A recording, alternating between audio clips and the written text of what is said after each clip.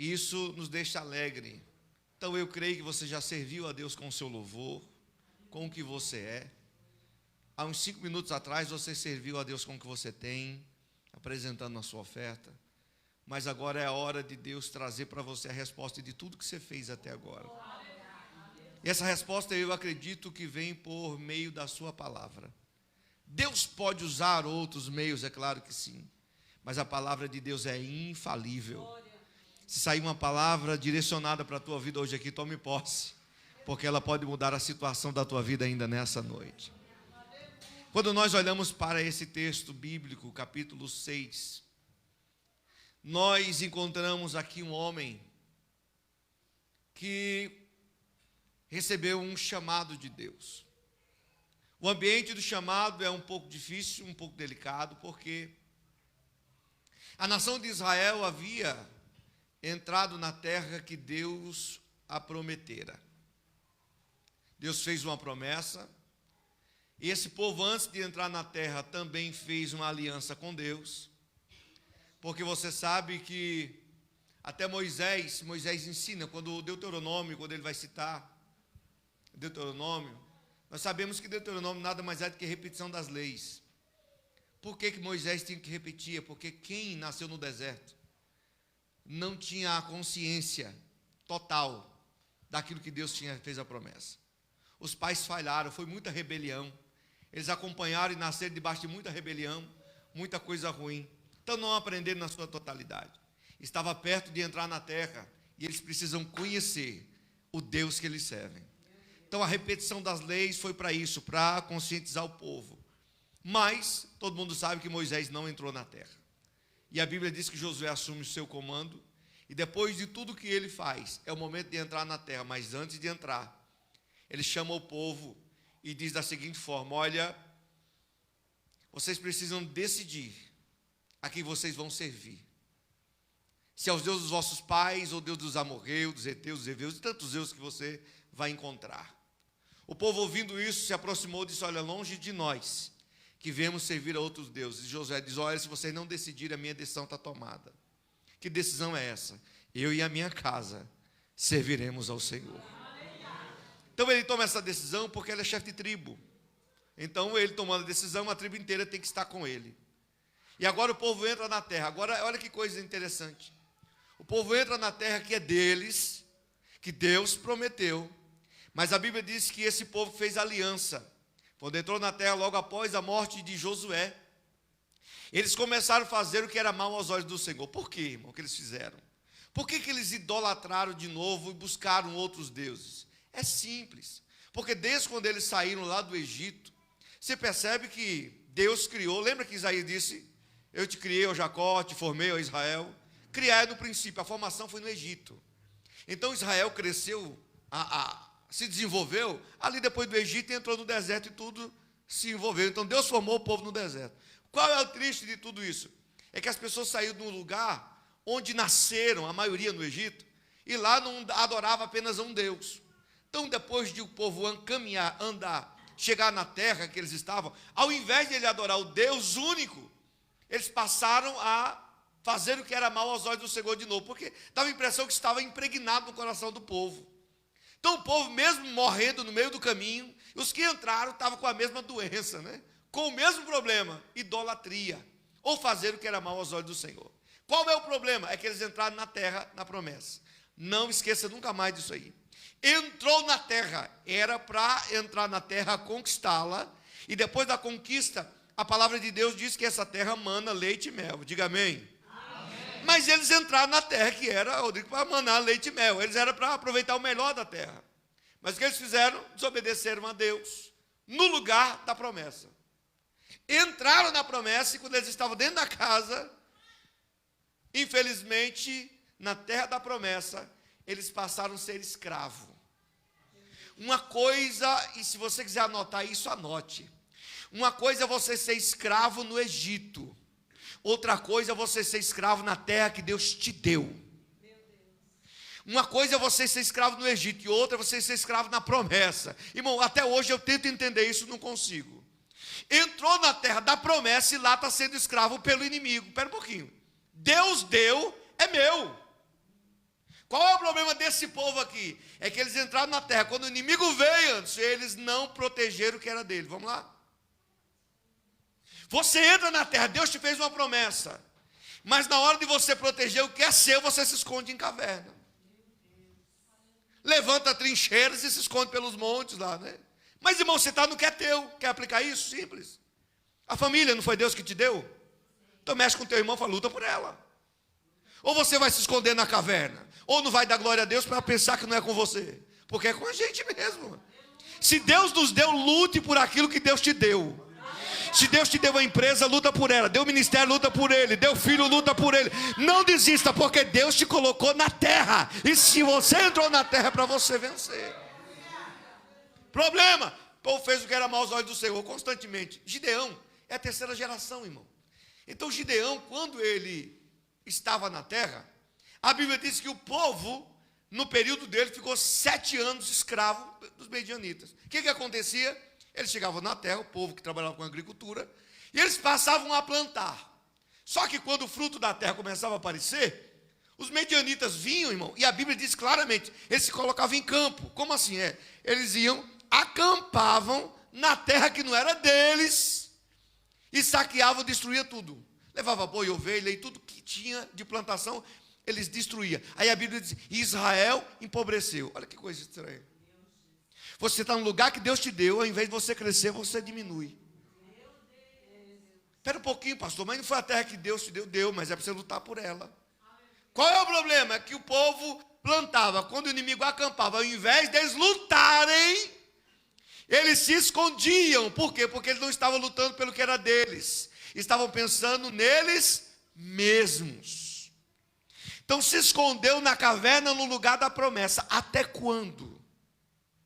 Você vai se esconder na caverna no lugar que Deus te colocou? Até quando você vai se esconder daquilo que Deus te deu? O povo se escondia no lugar que Deus colocou eles, ficaram em cavernas. Fizeram cavernas e se esconderam. E foi empobrecendo, porque isso é uma lei. Se você investir em alguma coisa e não trouxer retorno, você fale. Você vai falir fácil, porque não tem retorno. Investiu sem retorno é falência imediata, não vai demorar muito.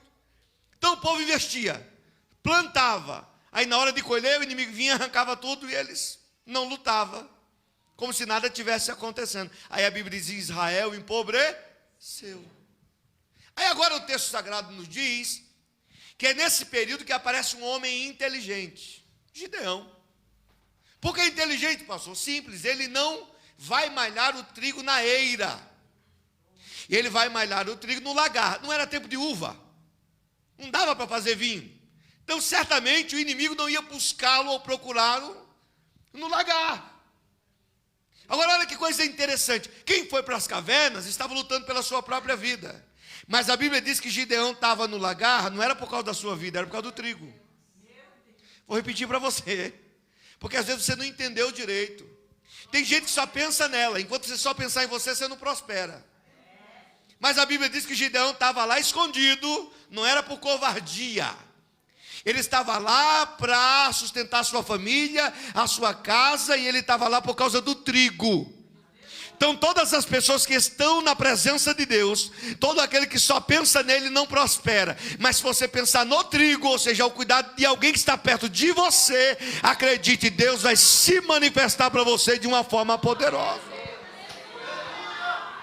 Agora, olha, eu estou tentando ser bem didático aqui. Daqui a pouco, quem sabe, dou umas carreiras aqui, né? Mas entenda bem, ele está no lagar. Eu aprendi uma coisa, eu fui pregar para alguns obreiros estes dias. E eu fiz uma pergunta a eles. Lagar é lugar baixo ou lugar alto? O pessoal ficou meio assim. Eira é lugar alto, lagar baixo, 2 por 1. Pelo menos a pesquisa que a gente fez, a maioria é 2 por 1. Então ele estava embaixo. Então não dava para ver ele aqui. Então a eira é no lugar alto, o lagar é no lugar baixo. A eira é no lugar grande, o lagar é no lugar pequeno. A eira é um lugar público, lagar é um lugar secreto. Vamos aplicar? Alguém entendeu aqui já não? Deus sempre começa na vida de alguém, não é em cima, é é embaixo. Deus nunca vai começar nada na tua vida no público. Ele começa em secreto. Ministério não começa no alto, começa embaixo. Ninguém vê, mas você está aqui, escondidinho, em secreto, malhando trigo, aleluia. Agora presta atenção, ele está lá para cuidar do trigo. A Bíblia diz assim, que o anjo veio e assentou-se. Irmão, assentar e ficar observando é interessante, não é? Presta atenção. Imagine só que o anjo chega, aqui está o lagar, ele está lá dentro, malhando o trigo. De repente o anjo chega, a Bíblia não diz que o anjo chega e fala. A Bíblia diz que ele chega e assenta. Ele se senta. Fica imaginando igual nós aqui, sentou e ficou olhando. E o moço malhando o trigo, e ele observa. Você sabia que todo ministério, antes de Jesus te chamar, ele te observa? Vou repetir, tá? Antes de Deus colocar você numa posição maior, primeiro ele te observa.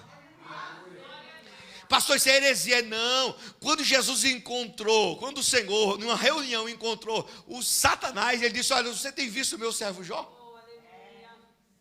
Aí, foi só o inimigo que olhou? Não. Deus disse, não, porque ele é reto, ele é íntegro. E se Deus estava dizendo, eu estou observando ele, ó. Faz tempo. E ele não comete nenhum tipo de erro. Então, antes de você ser escolhido no lugar secreto, Deus está te observando. É bíblico isso? É, pastor. Depois você olha, quando Jesus foi ensinar a respeito da oração, ele disse, entra no quarto, fecha a porta, ora a teu pai em secreto. E aí a Bíblia não diz que ele te ouve em secreto. A Bíblia diz, ele te vê em secreto. Você pode olhar. Antes de tudo, Deus olha para você. Ele te vê, qual é a intenção? Por que é que você está na igreja hoje? O que é que você está fazendo? Qual é o propósito da tua oração, do teu jejum, de estar na presença de Deus, da tua liderança, naquilo que você está fazendo? Qual é o propósito? É honrar a Deus. Deus está assim sentado debaixo do carvalho, lá em Ofra, só observando você. Vamos ver se o que ela pensa, o que ela quer é para mim. Aí o Senhor observou e percebeu que ele estava malhando o trigo. Malhando o trigo num lagar não é fácil, lugar estreito, irmão. Lugar é pequeno. Pastor, como assim é? A história nos mostra claramente que dentro do lagar você só consegue malhar o trigo um feixe por vez. Aprenda uma coisa, além do ministério começar em secreto, é passo a passo. Vamos lá? Ministério não tem elevador, guarda isso, viu? Ministério chamado não tem elevador, é escada, é degrau. Porque tem gente que quer estar na eira, né? Quer ser visto. Não, meu filho. Primeiro em secreto, malhando o trigo, feixe a feixe, passo a passo.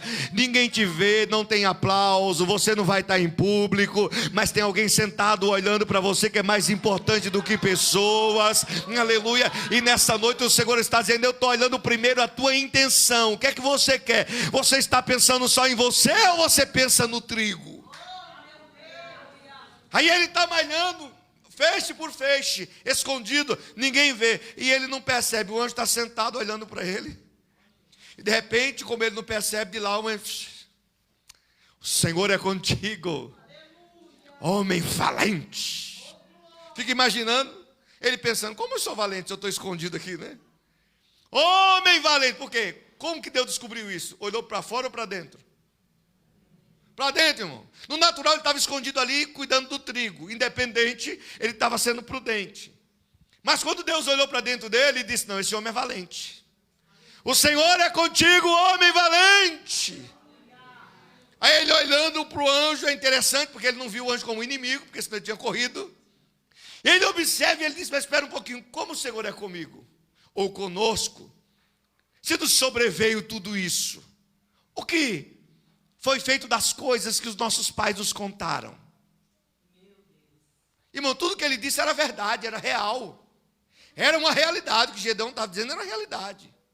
Aí o anjo olhou para ele e disse, não, presta atenção nessa palavra, eu livrarei Israel através de você, e você vai vencer como se fosse um homem só. Ele estava dizendo, eu e você, Gedeão, somos maioria, eu, mas você, venceremos como se fosse um. Entenda bem, olha a soma. Eu e você venceremos como se fosse um. Você vai vencer como se fosse um. Que Deus estava tentando dizer para ele que a promessa está aqui, está de pé, eu vou cumprir. E eu escolhi, está escolhido. É você, Gideão. Não, mas eu sou o menor. Tem gente que pensa que ele diz assim, é porque eu sou humilde. Não, irmão, a palavra menor, ele está citando aqui, é porque se Deus fosse começar alguma coisa na casa de alguém, era sempre pelo mais velho, aquele que era o cabeça, né? Não pelo menor.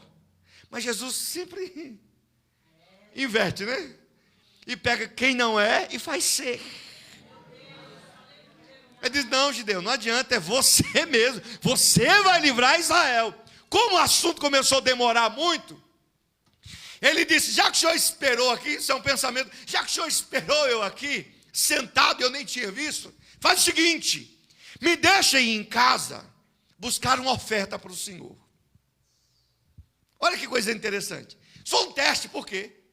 Anjo não aceita a oferta. Mas a Bíblia diz aqui que é o anjo do Senhor. É teofania. É o próprio Cristo que está ali. Vamos provar? Bora. Ele está parado e diz, olha, espera que eu vou buscar uma oferta. Irmão, quem é dona de casa que levanta a mão? Faz aquela comidinha, boa. Já no Nordeste, você já pegou aqueles galos, carne dura, e colocou na panela de pressão? Ou no fogo a lenha? Naquele negócio? Seja, irmão, é uma eternidade aquele bicho para ficar bom. Pega um carneiro e prepara ele. Irmão, demora. Não demora? Mas ele disse, se o senhor dá para esperar, eu vou buscar a oferta. É mais ou menos, vai demorar, o senhor espera? O Senhor disse, espero. Deixa eu falar uma coisa para você. Deus chama você. A primeira coisa que você tem que entender é que Deus não está ali para te dar nada. Ele está ali para receber alguma coisa para você. Quer anotar? Anota. A aprovação de Deus na tua vida não é pelo que você recebe, é pelo que Ele recebe de você. A aprovação de Deus no teu ministério não é pelo que você recebe. Não, eu recebi porque Deus está aprovando. Não, é pelo que Ele recebe de você. Como assim, pastor? Lembra de Caim e Abel? A aprovação não foi pelo que Deus deu, mas pelo que Deus recebeu. Se você ainda não entregou nada para o Senhor hoje, eu te aconselho, busca dentro de você a tua melhor oferta. Aleluia. E apresenta a Ele nessa noite, porque o que você vai participar daqui a pouco foi a maior oferta que Ele teve que dar a você. Presta atenção. O senhor espera, hoje disse espero. Aí ele foi, eu penso que demorou. Aí ele veio, mas o Senhor estava esperando, porque Deus não tem pressa. Não, pode vir, vai lá atrás. Aí ele foi buscar. Qual a pergunta que eu faço aqui? Irmão, lembra que eu disse, guarda isso. Isso não lembra, esquece dos bois não. A Bíblia diz que os medianitas vinham, levava boi, levava jumento, levava tudo, destruía tudo. Aonde ele arrumou a oferta? Aonde ele arrumou a oferta? Como que ele tinha uma oferta guardada para o Senhor? Como é que ele sabia? Mais ou menos assim, eu aparentemente não tenho, roubaram tudo, mas sempre eu tenho alguma coisa para Deus. Vou lá buscar. E ele veio e trouxe pão, trouxe a oferta. Aí o Senhor disse, põe na pedra. Ele coloca em cima da pedra, olha que detalhe. Primeira coisa que você tem que entender, anjo não recebe oferta. Quem recebe oferta é sacerdote. Coloca na pedra. Aí a Bíblia diz, depois você lê o texto, ele pega um cajado e toca na oferta. Aí o fogo consome a oferta. Anjo não usa cajado, anjo usa espada. Pastor, quem é que estava ali? Jesus. Pergunta, quem é que está aqui? Só está faltando a oferta, vai. Curabara sebenjohalabaye. O que é que você tem para Ele nessa noite? Não olha para mim não, porque não é para mim, é para Ele. Oferece o teu melhor aqui nesta noite. Não sei aonde você vai buscar, mas traz.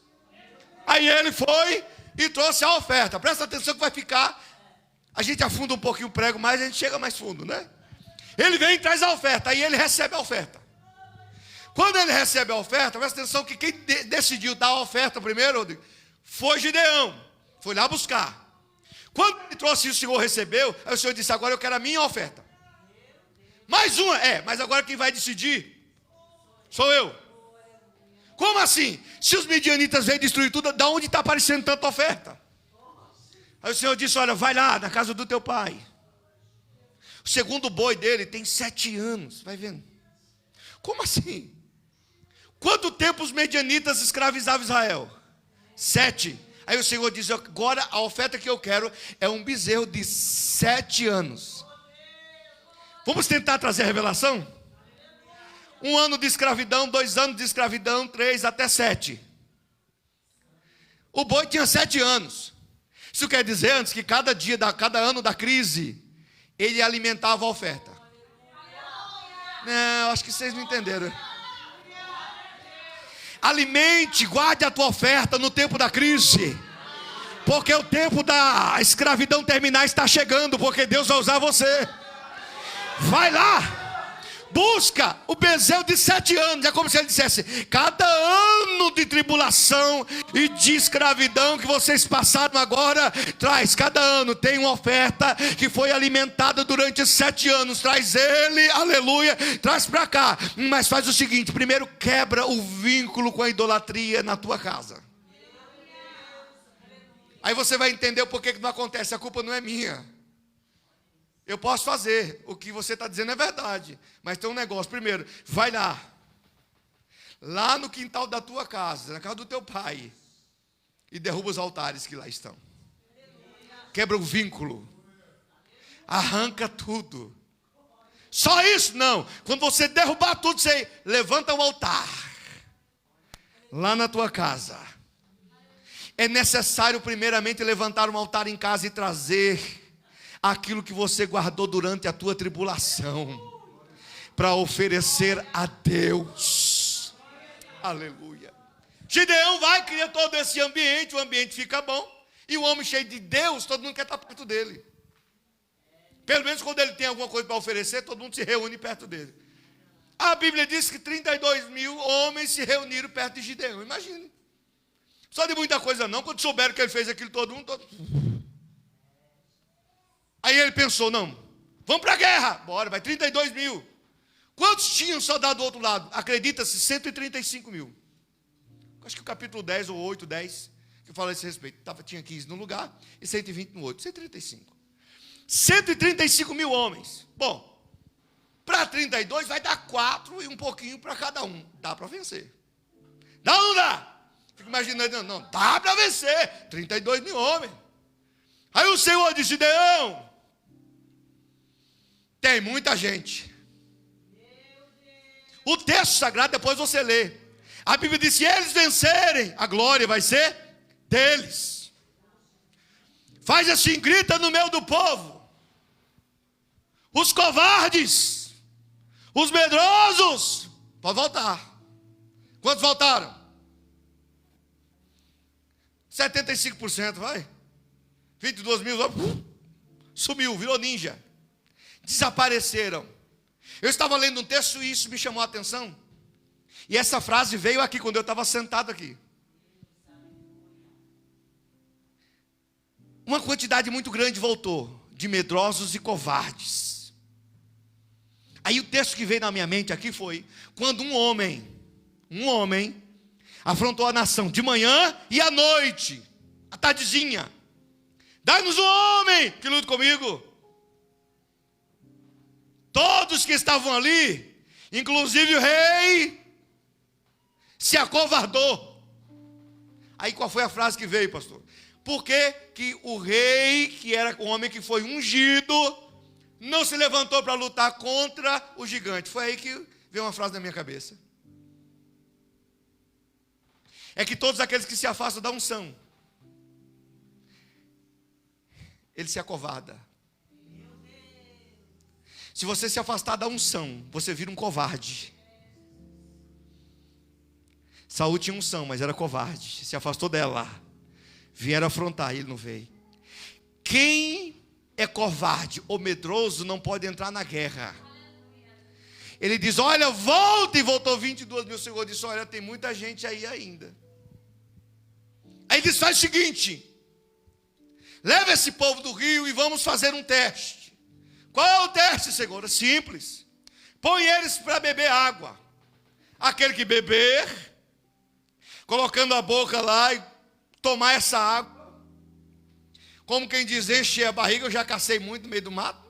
E quando eu vi um brejinho, irmão, lá em Pernambuco, eu me jogava dentro dele. Podia ser água, tinha lá no norte, o povo chama água de ferrugem. Uma água meio que vem um ferrugemzinho dentro. Eu não estava nem aí.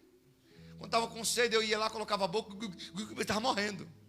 Enquanto eu não andasse, ele fizesse na barriga assim, bluc, bluc, bluc, não estava bom. Então, muitos chegaram lá e saciaram a sua sede de uma vez só. Só que teve 300. Que eles pegavam a água, traziam na boca e lambia. E a outra mão estava na espada. Qual é o segredo aqui, pastor? Deixa eu te contar. É que quem toma a água toda de uma vez não é diferente de quem se esconde na caverna. Como assim? O povo da caverna que se escondeu porque estava pensando nele. Quando o moço chegou lá e tomou a água todo dia e encheu a sua barriga, matando a sede de uma vez só, ele estava pensando em quem? Nele. Pastor, mas o que tem a ver? É que quando você toma pouca água, guarda isso e dê glória. Quando você pega a água e toma e não mata a sede como ela deveria ser matada na hora, isso quer dizer que quando você não mata a sede completamente, você é obrigado a voltar na fonte. Bora. Tem muita gente que depois que recebe alguma coisa não volta mais na fonte. Aleluia. Tem muita gente, é por isso que você vê pessoas alcançando, eu estou bem, eu estou aqui, olha, eu prego, eu canto, eu sou pastor, sou obreiro, sou bispo, apóstolo, querubim, serafim, sei lá quem que você é, mas quando ele chega numa posição, aí ele diz, não, tá bom, eu não preciso mais voltar na fonte, mas aquele que entra na igreja e pega a aguinha, vigilante, toma de pouquinho, aleluia, sempre vai voltar na fonte, bendito seja o nome do Senhor. Então não se preocupe com alguém que às vezes passa na tua frente e diz, não, eu já sei, eu já tomei água demais, já sei demais, deixa ele para lá. Volta você na fonte, aleluia. Toda vez que você for para a guerra, vai lá e volta na fonte para adorar o nome do Senhor. Levanta a tua mão direita, por favor. É hora de voltar na fonte.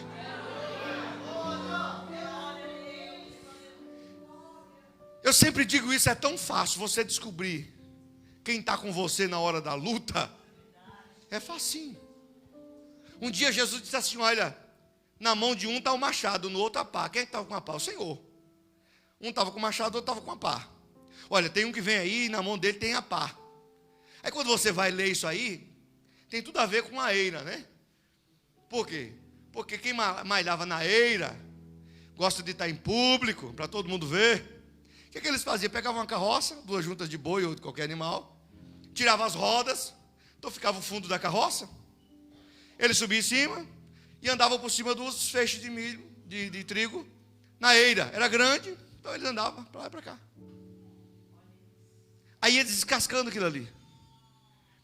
Quando eles paravam, eles pegavam às vezes uma vara muito grande e continuavam batendo, até soltar toda a palha do trigo. Mas como é que eles soltavam? Como é que eles mostravam? Como é que eles separavam isso? Vento. Chegava a tardezinha, o vento soprava com mais força. Aí todo mundo ia para a eira com pá.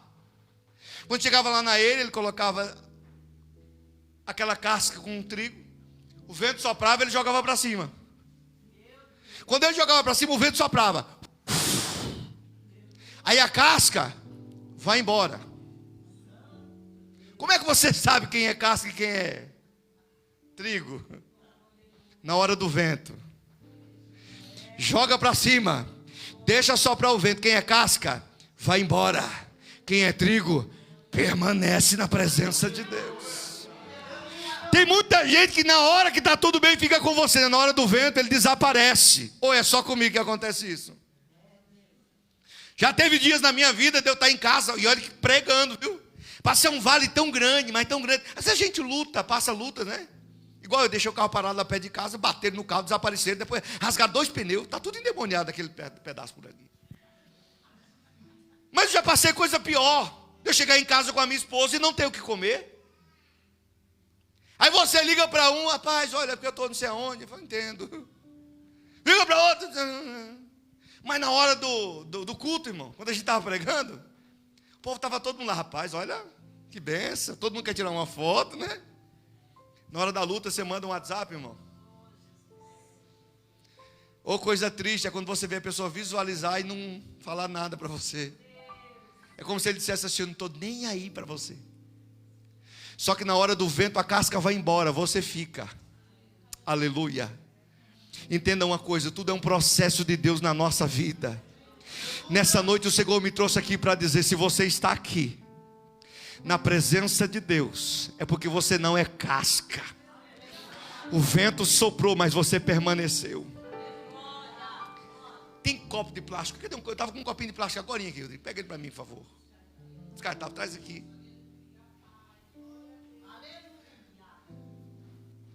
Presta atenção. Como que você descobre que o crente está cheio de Deus? Na hora do vento, irmão. Se ele tem raiz ou não tem. Se ele não tem raiz,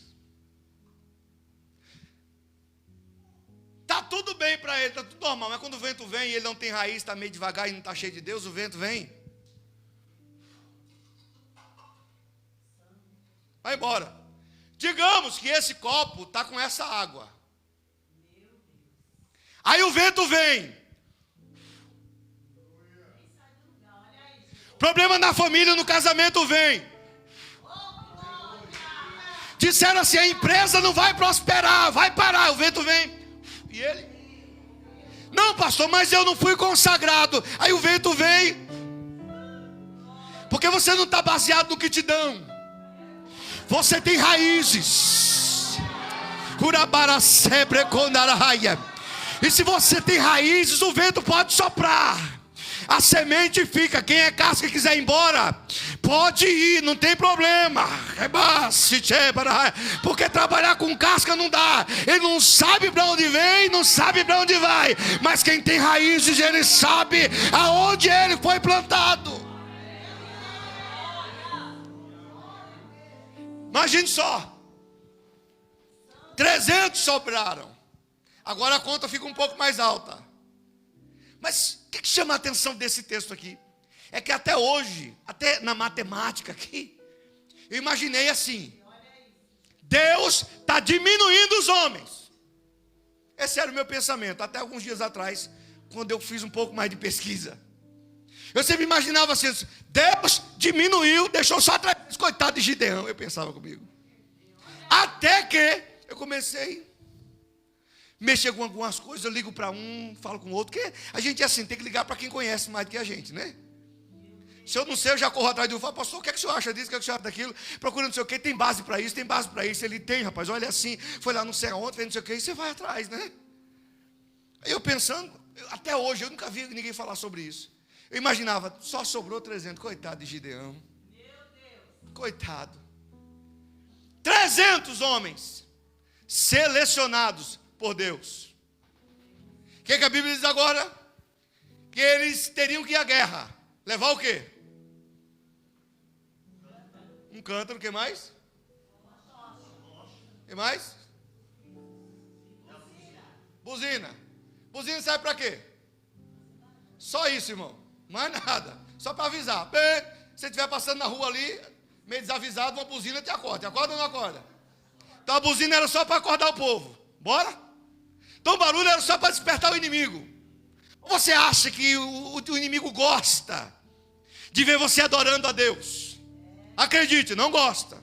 Por quê? Às vezes desperta ele, para ele ficar ligeiro. 300. Fica imaginando, 135 homens acampados. Aí 300 rodeiam eles. Qual era a ordem? Olha, quando chega lá, vocês vão fazer o seguinte: quebra o vaso e grita, pelo Senhor e por Gideão. Aquele que tinha dentro do vaso, irmão, tocha. Guarda isso de novo. Não apresente o que você tem ao inimigo antes da hora. 300 rodearam. Eu pensando comigo, meu Deus, coitado, né? Vai perder. Só tem 300. Aí depois, quando eu fui atrás, eu descobri que eles cobriram a tocha. 300 homens com a tocha. Imagina só, cobriu. Ninguém via. Segredo, né? Secreto. Ninguém estava vendo. Só tinha 300. Você não pode se revelar assim. 300. Tochinha. Segurado. Ninguém via brilho. Ninguém via luz. Não aparecia para ninguém. Não tinha nome em outdoor. Não tem fama. Não tem nada. Falando em fama, deixa eu alertar você. Você não precisa de carteirinha para fazer a obra de Deus, tá? Você não precisa de posição para fazer a obra de Deus. Os maiores homens da Bíblia que você vê levar recado de Jesus não tinha nem nome. Anônimo também leva a mensagem. Como assim, pastor? Provo. Vou pegar um texto simples, objetivo, que parece que não tem nada a ver. Um dia um homem gritou assim: Jesus, filho de Davi, tem misericórdia de mim. Quem foi esse? Um cego, Bartimeu. Bartimeu. Bar é filho, Timeu é filho de Timeu. Então esse homem já não tem nome, porque aqui é título, não é nome. Mas olha que coisa interessante. Ele gritou lá, pastor, ele disse o seguinte: olha, Jesus, filho de Davi, tem misericórdia de mim. Jesus não disse nada, ficou calado a princípio. Na segunda vez Jesus parou. Aí disse: chamai-o. Pergunta: quem foi chamá-lo? Aí você fica assim: bom, você pode colocar o nome de quem você quiser, mas lá está anônimo. Não tem nome. Jesus disse: chamai-o. Quem era que estava transportando a mensagem de Jesus? Era quem tinha nome ou anônimo? Agora vamos lá. Chamai-o. O anônimo não tem nome, mas tem mensagem. Tem carteirinha? Não, mas tem mensagem. Não, mas ele não é uma pessoa conhecida. Não, mas ele tem mensagem. A mensagem não é dele, é de quem? De Jesus. Foi Jesus que disse: chamai-o. Jesus disse assim: ô ciclano, você que é o cidadão mais importante, vai lá e chama. Ele disse: não, chamai-o. Aí foi um anônimo. Qual é o problema do anônimo? É que ele se preocupa muito. Ele está aí no meio do caminho, fica imaginando, ele pensando: o que é que eu vou dizer para esse rapaz? Eu não tenho nome, né? Eu não sou conhecido. Mas a palavra tem de bom ânimo nos evangelhos, até o capítulo 10 aqui, de Marcos, que é o texto que eu falei. Tem 7, tem bom ânimo. 6 ditos por Jesus. A 7ª não foi ele que disse. Foi exatamente o rapaz que foi chamar. Qual a lição que o senhor tira disso, pastor? Ele era anônimo, estava com a mensagem de Jesus para entregar para o rapaz. Mas ele não pode inventar uma mensagem, ele tem que levar a mensagem de quem? De Jesus. Só que Jesus só disse: chamai-o. Mas quando ele chega lá tem que ter um argumento. É ou não é? Aí ele vai. No meio do caminho eu fico pensando antes, que ele, se fosse Jesus, o que é que ele diria? Eu não tenho nome, mas eu não posso mudar a mensagem. Eu fico imaginando ele pensando: não, durante 6 vezes eu vi Jesus dizer tem bom ânimo, então não posso mudar isso, né? Vai chegando perto, quando ele chega perto do rapaz, diz: tem bom ânimo. Aprenda outra coisa: você é anônimo, tem mensagem, mas não mude a mensagem que Jesus deu para você. Não inventa, é essa. Se Jesus diria tem bom ânimo, então diga tem bom ânimo. Tem bom ânimo. Levanta-te, porque ele te... Agora olha que coisa interessante. A Bíblia diz que o moço arrancou de si a sua capa e levantou-se de um salto e foi ter com Jesus. Pastor, o que é que o senhor está tentando dizer? Irmão, quem recebe a mensagem de Jesus não fica na posição que estava. Como eu queria que você entendesse isso. A mensagem de Jesus verdadeira não deixa você no mesmo lugar. Ele muda. O moço estava sentado com uma capa. Quando Jesus disse tem bom ânimo, o menino disse tem bom ânimo, ele lançou de si a capa e levantou-se de um salto. Para que servia a capa? 2 coisas: à noite, proteção; de dia, provisão. Quando ele recebeu a mensagem de Jesus, ele jogou a capa. Como quem disse: agora eu não preciso mais desta provisão, e também já não preciso desta proteção. Quando ele jogou a capa, ele estava dizendo para Jesus: agora o Senhor é a minha proteção e a minha provisão. Anônimo. Esconde a tocha até a hora certa, crente. Para de falar. Fica quietinho. Conta segredo só para Deus. A estratégia é: não te mostra. Coloca o vaso. Às vezes a gente pensa, não, o vaso era para carregar azeite. Não, é para esconder a tocha. Ele pegava a tocha acesa antes, colocava dentro do vaso. Aí ninguém vai ver absolutamente nada. Até chegar perto do inimigo. Aleluia. Quando chega perto, a ordem era: quebra o vaso. Dá um grito aí. Puxa pelo Senhor e por Gideão. Aí eu aprendi uma coisa linda aqui. O quê? É que no Antigo Testamento, só capitão de 1000 carregava uma tocha. Eu pensei que o Senhor diminuiu. Mas só capitão de 1000 é que carregava uma tocha. Vou explicar de novo para você. Imagine só, eles tinham 135 mil. Aí 300, eu fui imaginando a linguagem do guerreiro. Ele sabia quem ligava a tocha. Fico imaginando ele contando: 1, 2, 3, 4, 5, 300 vezes 1000, 300 mil. É o dobro da gente, então, ó.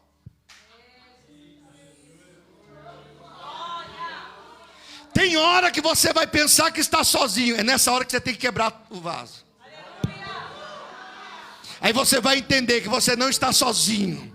Que só o fato de você estar aqui, aleluia, você é maioria. Acenda essa tocha e mostre que você não está sozinho nesta peleja.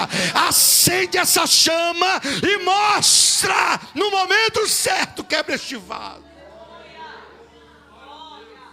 Pelo Senhor e por Gideão. Quando a tocha se acende, o povo grita no barulho de buzina. E crente gritando misericórdia. O inimigo olha de lá e diz: vamos morrer. Aleluia. E olha que coisa interessante. Gideão, antes de descer para a guerra, ele ficou em dúvida, porque o será sempre vem, né? Toda vez que nossa alma é ferida, ela se cansa, ela questiona a Deus. Por isso que a gente fala assim: será que é mesmo? Será que vai mesmo? É porque a alma está ferida, está cansada. Agora é interessante dizer que até Gideão disse: mas... Aí o Senhor de Gideão faz o seguinte: vai no arraial do inimigo. Não vou nada, vai. Então vou levar um capitão comigo. Não, leva por ar. Tem um amiguinho, não vai levar lá, só para dar como diz o Jó, dar um rolê. Vai lá. Aonde? No acampamento do inimigo. Aí eles foram. Quando eles chegaram no acampamento, tinha 2 guardas conversando. Um disse: rapaz, eu tive um sonho. Ninguém ia entender esse sonho, mas eu tive um sonho. O outro disse: que sonho foi? Eu sonhei que eu estou até hoje pensando por que essa torrada rodava. Porque a Bíblia diz que o sonho do rapaz, a torrada vinha rodando no meio do arraial e saía destruindo tudo. Torrada. Aí o moço disse: rapaz, eu sei a interpretação. Não é ninguém senão Gideão. Deus nos entregou na mão de Gideão. O que Gideão precisava? Irmão, ele apresentou o pão e a oferta com o quê? Foi queimado com o quê? Com fogo. Quando ele percebeu que o rapaz disse que ele era uma torrada queimada, ele disse: não foi oferta. É resultado do que eu entreguei aqui, que vai me produzir aqui. Pastor, levanta a mão de novo. Ana recebeu a palavra no templo e o milagre foi gerado em casa. Vou repetir para você não esquecer nunca mais na tua vida. Ana recebeu a palavra no templo, mas o milagre foi gerado em casa. Rebaracebreria. O resultado da tua adoração, da tua oferta diante de Deus, acredite, virá e o inimigo saberá que Ele é Deus da tua vida. Quantos creem nesta palavra nesta noite? Alguns dias atrás eu orei, jejuei, mas olha, sabe aquele negócio que você se põe ali orando, jejuando o tempo inteiro mesmo, porque a gente dá muito com cura de libertação, né? E eu estou lá orando, mas eu percebi que a oração e jejum meu estava meio exagerado. Estava passando muito tempo sem comer. E eu estou ali, tá parado, fiquei, meu Deus, mas... Aí eu ia nos cultos, eu via Deus fazendo. Foi semana passada, o rapaz estava filmando, esse pessoal que fica com o celular filmando na live. Só que ele não contava que ele ia ser batizado com o Espírito Santo, né? Imagina a tribulação que foi. O rapaz está filmando, eu recebo, ele foi batizado. Aí a câmera.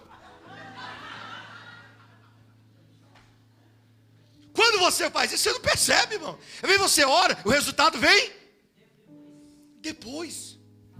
Eu estou orando e eu não sabia. Eu estou orando lá. Eu já contei para os irmãos aqui da irmã que pegou um andadorzinho e depois ela começou a andar, a irmã Ju. Só que depois do dia que eu vim aqui, ela me aprontou uma. Por quê? A irmã Ju ligou para a irmã dela lá na Espanha. Disse, minha irmã, a irmã dela fazia anos que não dormia. Você sabe que você não dormia há anos? Ela cochila sentada, ela cochilava sentada. Cochilava, porque ela tinha um problema no rim, ninguém sabia o que era, não saía em nada, ninguém descobriu o que tinha, irmão. Aí ela está lá na Espanha, a irmã Ju disse para ela assim, olha, vem aqui no Brasil. Ela disse, fazer o quê? Se aqui tem uns médicos tão bons aqui. Não, vem aqui porque tem um menino aqui na igreja, na nossa igreja, que orou por mim, e eu estou andando. Aí ela pegou o voo e veio, irmão, ela e o marido. Aí falou, pastor, estão te chamando aqui. Eu disse, para quê? Para orar. Por quem? A minha irmã veio da Espanha só para o senhor orar. Eu falei, o senhor não fez isso comigo. Faça não, porque a senhora acabou de jogar uma bomba nas minhas costas. Faça isso não. Ela disse, não, mas ela já está aqui, agora não tem mais como fugir. Eu disse, mas eu não estou fugindo.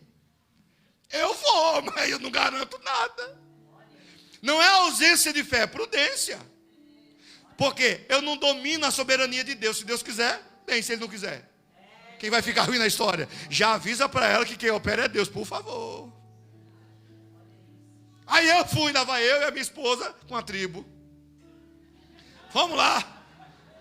Aí ela, para me conquistar, pastor, ela disse o seguinte, vem aqui, porque a Coca-Cola gelada e uns negocinhos com presunto e queijo já está aqui. Eu falei, pronto, já fui assim. Falei, vamos lá. Cheguei lá, estava o casal. O marido não falava nada em português e ela, como passou muito tempo lá, arranhava um pouquinho, né? Falei, vem aqui, o que a senhora quer? Oração. Eu falei, não, beleza. Falei, já te avisaram que eu não curo ninguém? Ela disse, sim. Falei, então ajoelha. Me dá o óleo aí, não tem, pega de cozinha mesmo, minha filha, consagra ele agora. Peguei o óleo de cozinha mesmo, mas coloquei a mão na cabeça dela e falei, Senhor, o senhor sabe que eu não tenho nada a ver com isso. Mas olha, se o senhor curou a irmã Ju, o senhor pode curar a irmã dela. Se o senhor quiser, o senhor pode fazer. Senhor, faz anos que ela não dorme. Eu não creio que o senhor está deixando ela nessa situação.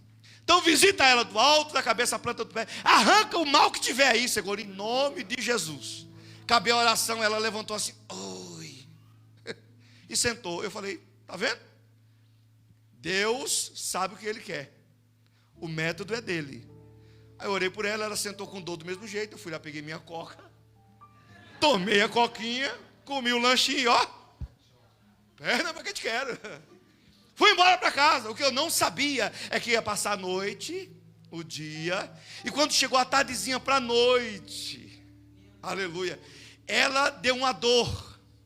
Foi no banheiro. Na hora de urinar caiu uma bola. Um novelo, é novelo que fala, que é negócio que você, quando a pessoa está, eu já fiz muito com a minha mãe, com a minha esposa, aquele negócio que faz os crochê lá. Eu tentei fazer aquilo ali, mas é uma luta, irmão. E mexe para um lado, não saía nada, né? Mas eu tentei para ver. Mas tem uns novelinhos que ficam, não tem? Caiu um novelozinho, só que parecia linha de pipa. Tudo enrolado, uma bolinha. Só que não era linha de pipa, era bicho. Eram umas cobrinhas que ficavam andando, enrolando assim. Aquilo ali virou uma casa, uma bolinha. Então os bichinhos ficavam andando, entrava, saía assim. Irmão, na hora que ela fez isso no banheiro, foi uma carniça tão grande dentro do apartamento, abriram porta, janela, fizeram de tudo para o mau cheiro terminar, passou, demorou muito e não saía. Só que quando ela levantou do banheiro, ela já levantou assim, eita, aleluia, já adorando, aleluia. Oh, glória, levanta a tua mão, por favor. Talvez nessa noite você entrou aqui e você não tem eleito. Eu estou sentindo Deus aqui agora. Aleluia. Eu não sei o que você necessita nessa noite. Talvez você não tenha com quem lutar, mas o Deus Todo-Poderoso está dizendo: quebra o vaso que está na hora de você aparecer. Está na hora de eu mudar a tua história. Nem um dinheiro que ela tinha pode resolver nada. Mexe com quem está perto de você e diga para ele assim: olha, o que você tem é teu, que Deus te deu, é para você. Usa a autoridade que Deus deu para você. Usa a presença de Deus. Chocolabarassi tiherabanda camadura baracana maragai. Emiassiu e rebanda camas. Era mata camacheira bodaca. Ela mantala baixeira bodaca. Recebe essa presença. Vai. Sobe esse andar. Recebe esta presença. Receba a presença de Deus na tua vida. Xerebarraia, quebra o vaso, quebra o vaso, mostra que a tocha está acesa.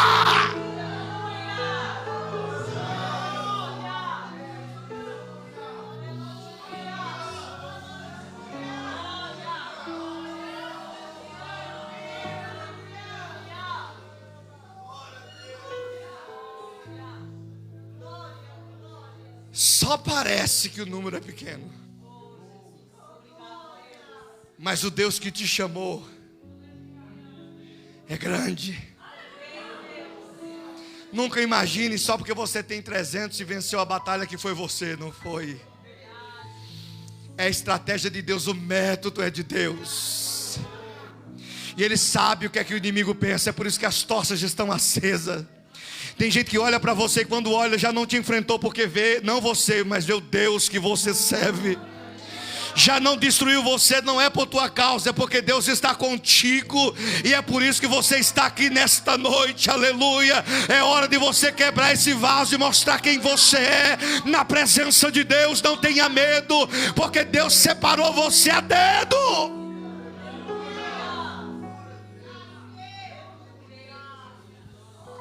É o teu momento.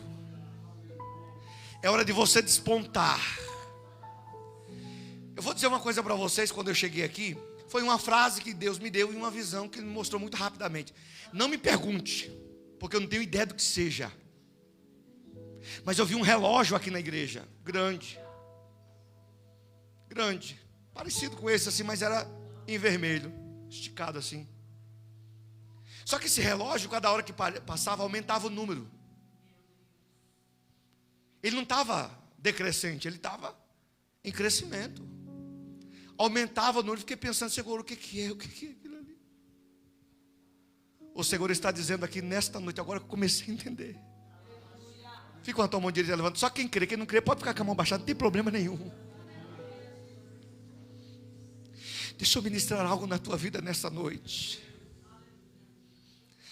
É o momento de Deus mostrar para o inimigo que o que ele pensa de você não significa nada. Tem muita gente que vai receber crescimento de Deus hoje aqui. Na tua vida financeira, espiritual, na tua vida familiar, ministerial. O Senhor me trouxe aqui agora que eu entendi. É tempo de crescimento. Urabara séria, é tempo de crescimento. Muitas coisas irão mudar, muitas coisas irão prosperar, irão crescer. Mas eu quero dizer uma coisa para você: é hora de quebrar esse vaso e mostrar o que você tem. Se é para chorar, chora. Se é para gritar, grita. Faça alguma coisa nessa noite, porque o adversário vai bater em retirada.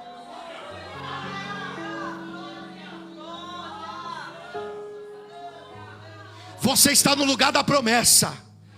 E no lugar da promessa você não pode ser escravizado. A nuvem pode ser pequena, mas o temporal que vem por aí é grande. Relemara séria. Deus vai mudar o ambiente da tua vida. Talvez você pediu muito sinal para Deus, Mas Deus está dizendo para você: calma, acabou o tempo, é hora de eu te levantar. Algo muito grande está para acontecer. Portas se abrirão e o nome dele vai ser glorificado nesta noite, aleluia. Mas eu quero dizer para você: muitos covardes vão recuar, muitas palhas irão embora, mas Deus vai mudar a história com 300, porque cada um vai acrescentar 1000, a cada um Deus vai acrescentar muito mais, aleluia. Se coloque de pé, a minha hora já deu, mas eu quero orar por você rapidamente.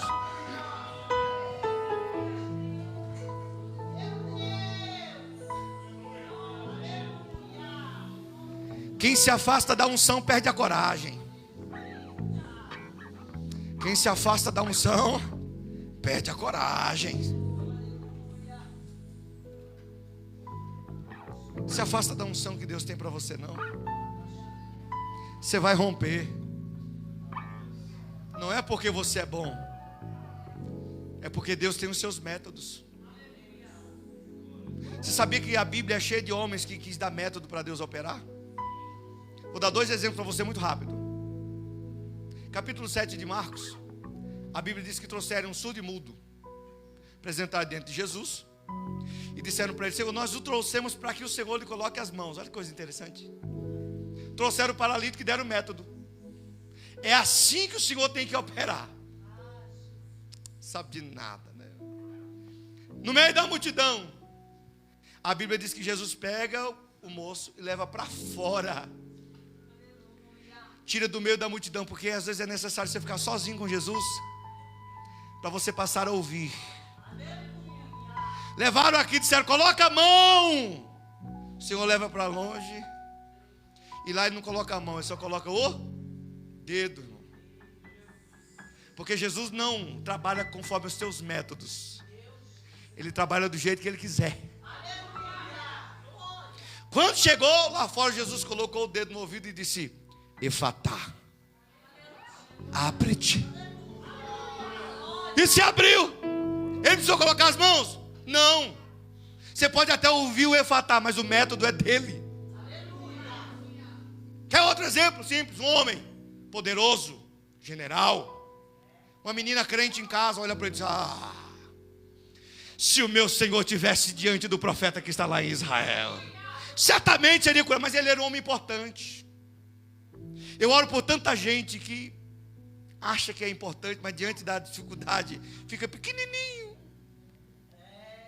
Um homem importante, Luana, mas quando ele saiu de lá, ele tinha um pensamento assim: eu vou lá. Aí o profeta vai, porque a gente quando vem no culto pentecostal, a gente quer assim, né? Não, vai vir um profeta, ele vai descer na asa do querubim.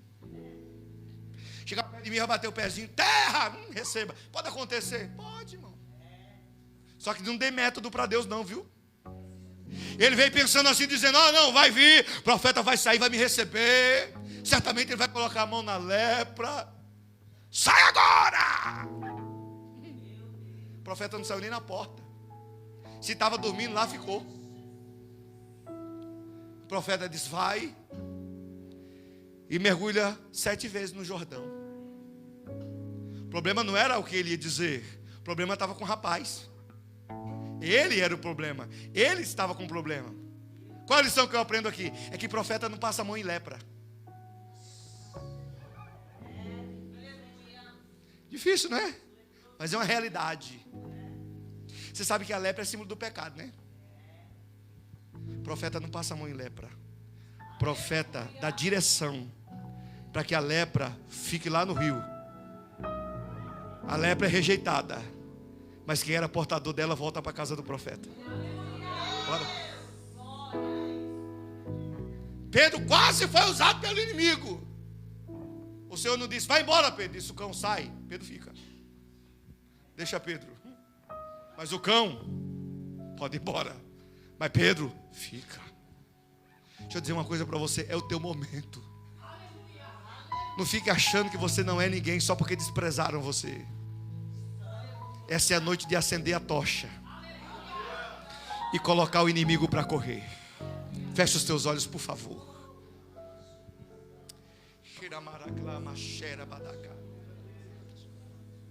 Feche os teus olhos. Segure na mão de quem está perto de você, porque essa noite é uma noite especial. É noite de vencer a guerra.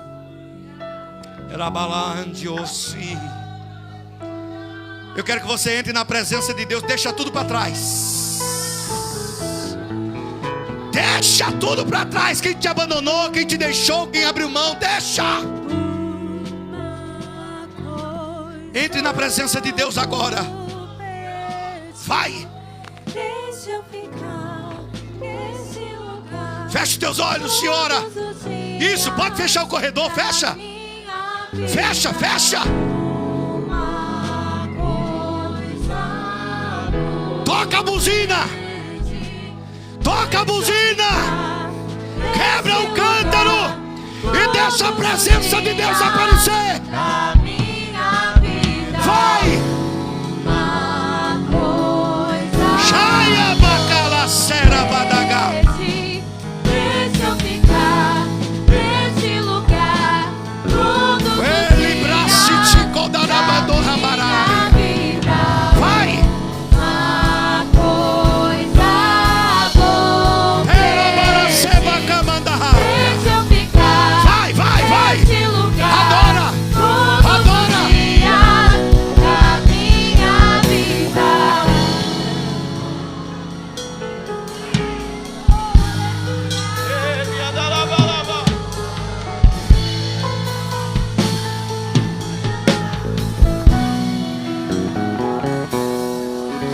É aqui que eu me sinto muito bem. É aqui que eu me sinto muito bem.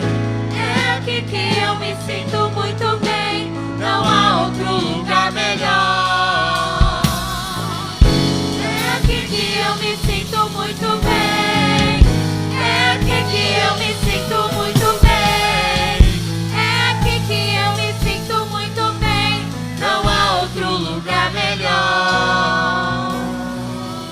É aqui que eu me sinto muito bem. É aqui que eu me sinto muito bem.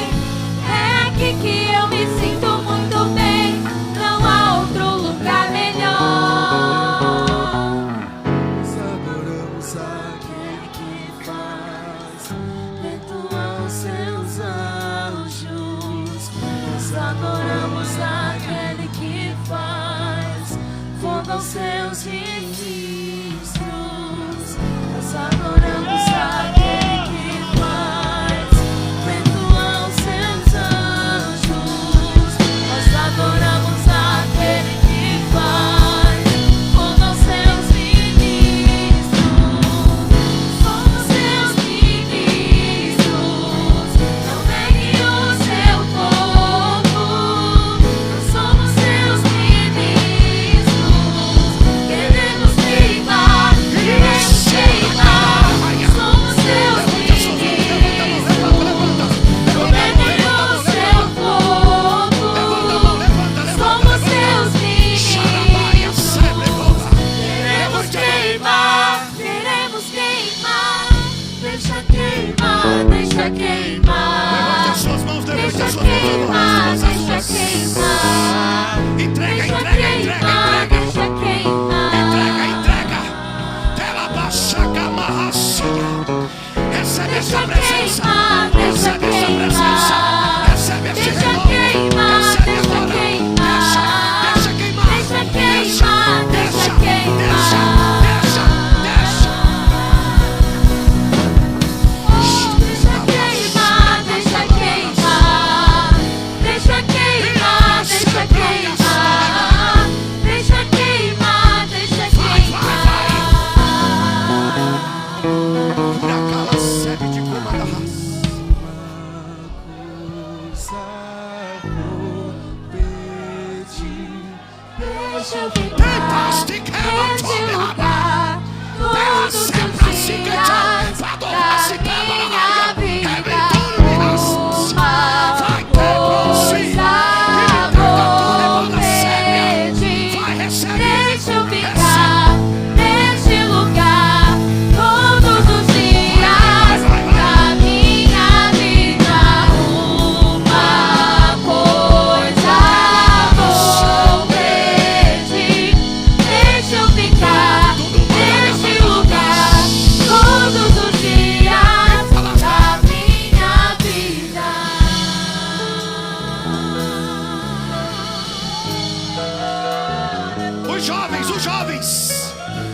jovens, levante a mão. Todos os jovens, levante a sua mão. Todos, todos. Os que estão aqui e os que estão na nave da igreja. Eu vi um vaso sendo quebrado aqui em cima. E eu vi brasas de fogo descendo sobre a vida desses jovens aqui hoje. Receba a presença de Deus agora. Cadê a igreja? Vai.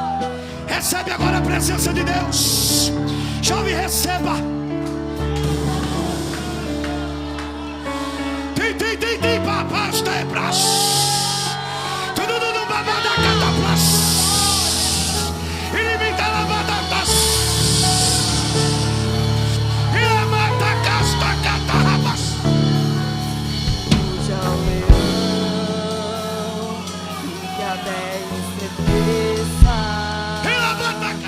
Diante da majestade de Jesus.